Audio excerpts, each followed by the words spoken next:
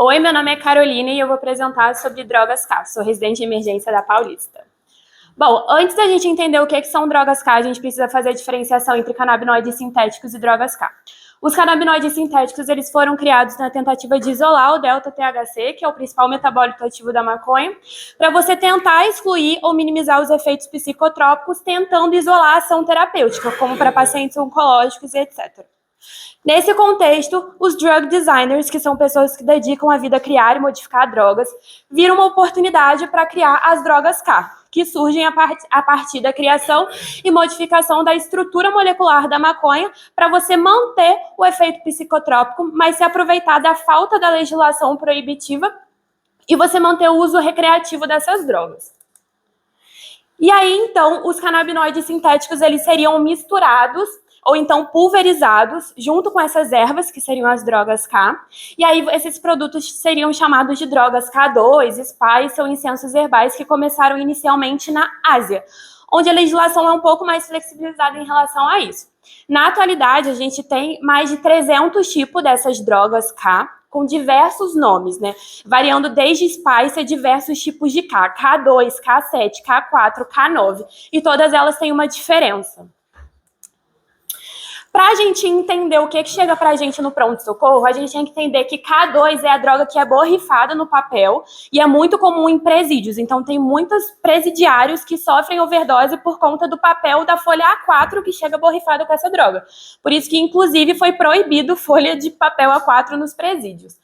K4 é quando você mistura essa droga com o tabaco para você poder fumar.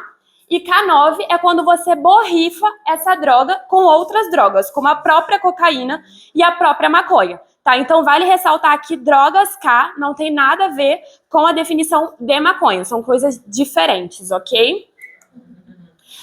Dados importantes.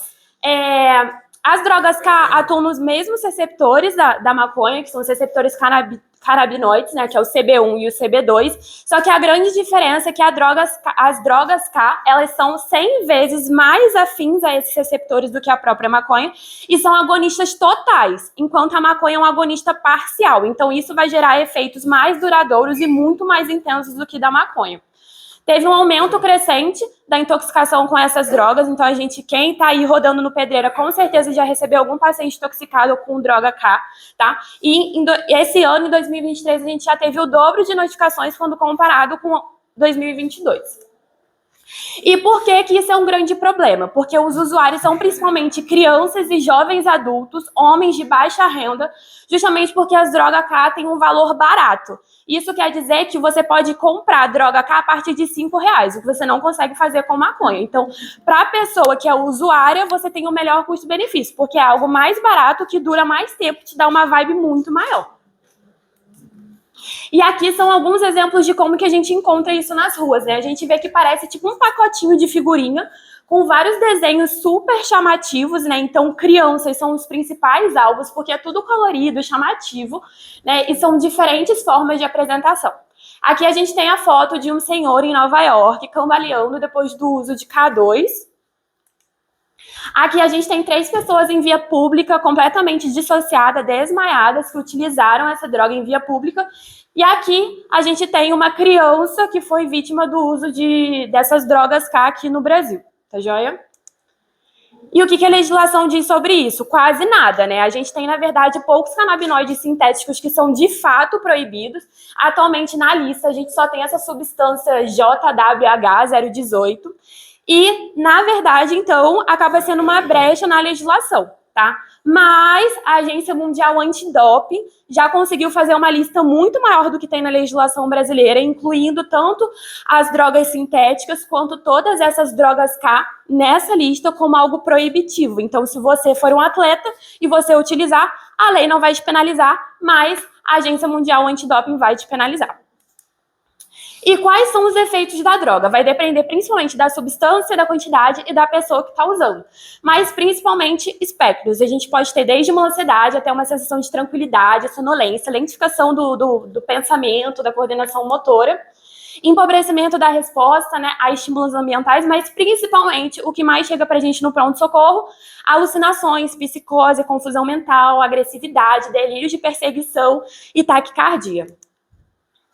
E quais são as principais complicações? São alterações do sistema nervoso central com convulsões e principalmente acidentes, porque o paciente que chega pra gente pode estar dirigindo o carro, pode ter tanto acidente a si próprio quanto para outras pessoas.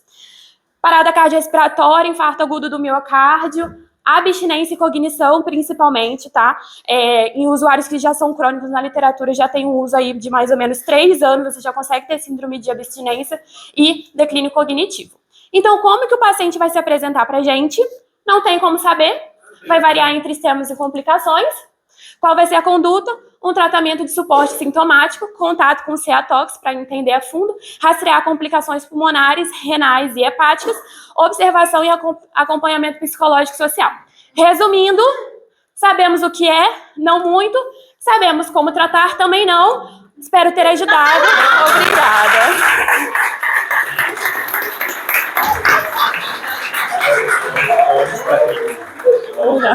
Sensacional.